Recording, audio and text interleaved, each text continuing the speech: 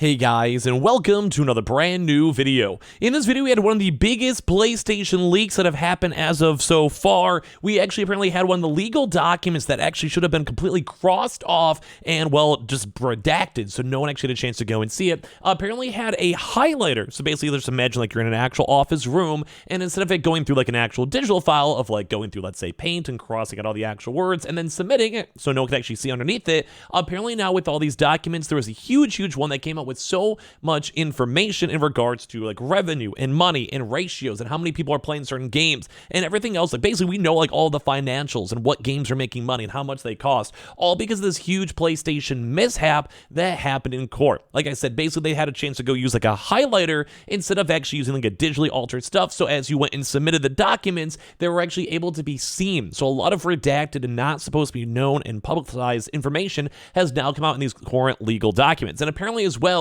this also happened on the Xbox issue. If you guys remember, yesterday we made a video on this one. If you guys have been missing all this drama, make sure you guys are subscribed. We've been seeing a lot of really good news when it comes to a lot of good information, juicy stuff. So you guys have been watching these videos, thank you. But when it comes to this type of stuff, we also saw that all those acquisitions that Xbox was on the lookout for, such as like all those various big side games, and them trying to go get like the Hitman type series type games, or even like the Zynga games and everything else, they all were also supposed to be private. So with all this information, we're going to talk about what came out today because it's really juicy stuff for PlayStation. So make sure you guys are subscribed with the notifications on. We're doing a lot of coverage still. There's a lot of videos going to make throughout these next few days. We have the Twitter and Twitch stream down below in case you guys want to follow. We have the Amazon links too as well down below for all the consoles, and give me your thoughts and comments down below. So very first and foremost, I want to go over a really quick leak that happened too as well. It's kind of somewhat relevant towards this topic. So the PlayStation Plus essential free games for July were actually leaked as well. We have a way bigger release to cover in a second, but we basically had all the free games for July 2023 revealed, and they're basically saying you don't want to miss this next game's lineups, and we're going to talk about this. We're basically Alan Wake Remastered is now going to be coming out soon. We also have the Alan Wake 2 coming out on October 17th for PlayStation, Xbox, and PC, so basically just a really good timing for this game to get you into the motion of the next big game as well. Just in case you guys would like to. I think it's been kind of good game. It's a good remaster. I'm excited for the second game. Good stuff.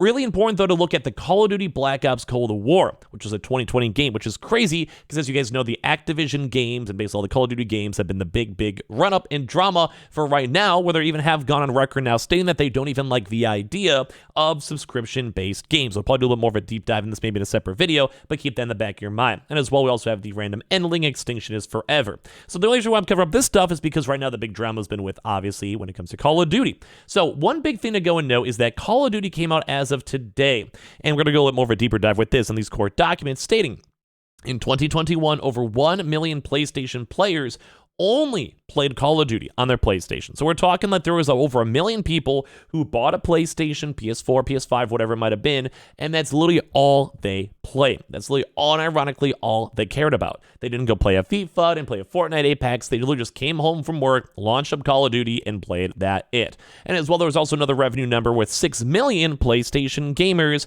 spent 70% of their time only playing Call of Duty. So basically, that's like a very large majority of folks, where there's like over another 6 million people who basically use their PlayStation consoles as a pure Call of Duty Xbox bot. Now, obviously, I'm not sure why they don't play other games. Like I said, maybe it's just like a timing thing. Maybe I'm not really sure, but it's kind of a big legal document that came out. But one of the bigger ones over here is it came over here from the tieroverhere.com that had all these major big developments. We've been seeing a lot of people covering this stuff. Like I said, I've been trying my best to cover this too as well, where they're trying to now also have this big leak in terms of profits and as well and everything else. And as you can kind of go and see too, if you guys can maybe barely see this, if I maybe make this a bit bigger, you guys might know what I see.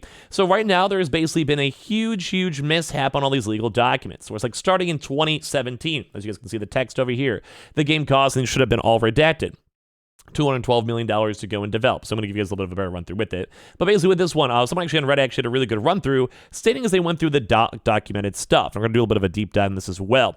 The last game covered by the Sony ABK COD contract, so the ongoing COD contract that is not the 10-year contract I'm sure you guys have heard about, that is actually apparently ending as of this year. A lot of folks are assuming 2024, but apparently this is going to be this year's Call of Duty will be the last proper connection they have with PlayStation and Activision, which is maybe why this actual acquisition was meant to be right now, because it just makes sense timing-wise where, there's like, hey, we have no other contracts overdue. We just go deep dive into this. We can have our brand new contracts established, and we could go from there. As well, Modern Warfare 2 of the 2022 version sold 4.4 million units on PlayStation in its first week alone. If you guys have also had a chance to go and see, as of recently, they have had some of the biggest reoccurring numbers and perpetually always in the top 5 seller spot in comparison with the Nintendo games like Mario Parties, Mario Karts, etc., and even new releases. So Call of Duty at this point has been selling probably tens of millions of units as of right now, which, as you guys know, for a $70 or even more with microtransactions or deluxe editions is a huge profit number. PlayStation users that play Call of Duty generated an annual platform spending of around 15.9 or could be 13.9 depending on like the actual how you can see it, $1 billion worldwide from 2019 to 2021. So this is a huge industry. Like, people kept on talking about Call of Duty making money and printing money, because it does, but that is a huge amount of money, and definitely why PlayStation does not still want to lose it. We always kind of knew that Call of Duty was a big money maker, obviously, but we never knew it was that big at the end of the day. In 2021, over 1 million PlayStation players only played Call of Duty on their PlayStation and nothing else. 6 million PlayStation gamers as well spent 70% of their time playing only Call of Duty, as we mentioned. So basically, just a very large majority of folks only were playing, basically focused on Call of Duty. Now, obviously, some folks also played other games, and there's a bigger install base than just like 7 million, but from that very small amount of people, that's a very large margin. So Horizon Forbidden West developers development took 5 years total, so it kind of does go and support the recent claims that bigger, longer games that can take like 3 to 6 years. So some of these games right now might be even starting, if they're starting right this second, maybe for the PlayStation 6 or PlayStation 5 Pro as of now, so keep that in mind. But yeah, it kind of goes to show how big and how much cost this is, because having a full-time staff of hundreds of people, plus marketing, plus development, plus IPs, plus music, plus everything else, and contractors, etc., does add up quite a bit. So that's a huge thing to go and see. So basically, Horizon itself started in 2017, right after the first initial game came out, and probably after it had like pretty okay first reception or reviews or whatever, and it cost $212 million to develop, with a headcount of over 300 full-time employees. The Last of Us Part 2 actually took even longer to go and develop. They say 70, and I think that months to develop, starting in 2014. So that game was even out even longer, took a proper 6-year time scale for it. That account peaked at around 200 full-time employees, and it also cost around $220 million to develop, probably just because it took a little bit longer too as well. Maybe new engines, we're not super sure. Sony Interactive data showed that Call of Duty is the largest third-party franchise for Sony Interactive Entertainment as well, generating $873 million in United States spending in 2021. So quite a bit of money on that one. Very, very expensive as we kind of go with that. That's a lot. Like, that's just a lot of money to be churned into. Microsoft and Sony Interactive Entertainment both made competing bids for Valheim, that really big indie game that popped off a while ago, and Immortality to have those games on subscription services. Microsoft did actually end up winning both of those in that big competing bid war. So that's trying to get like PlayStation Plus on over here, which is why it's kind of funny. They even have Call of Duty right now on this upcoming PlayStation Plus, especially with the ongoing big legal drama. So Sony typically does not require subscription exclusivity for games too as well that are included on PS Plus, which actually may be a good thing for Microsoft, because obviously Game Pass is a pure subscription-based service. Microsoft often actually does require day one Game Passes to not, though, be available for other subscription services, which kind of goes back to that big cloud and anti-gaming lawsuit issues and how they basically are trying to still monopolize all these different things.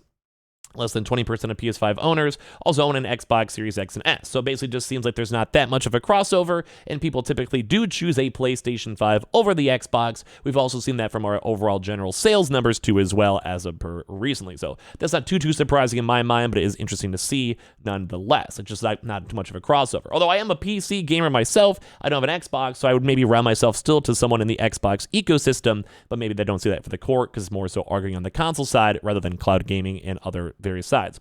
Also, apparently at least half of PS5 owners actually own a Nintendo Switch, which I'm also one of those actually as well. I have a Switch, but I don't have an Xbox. I want to hear your thoughts on that one down below. And apparently 34% of Sony Interactive's revenue came from the sale of PlayStation consoles and accessories, so things like the Pro controllers, the headsets, or any other type of charging docks, extra controllers, cases, sleeves, all that for the console itself. So we saw this type of stuff, and it seems like Sony is still turning out money in other ways.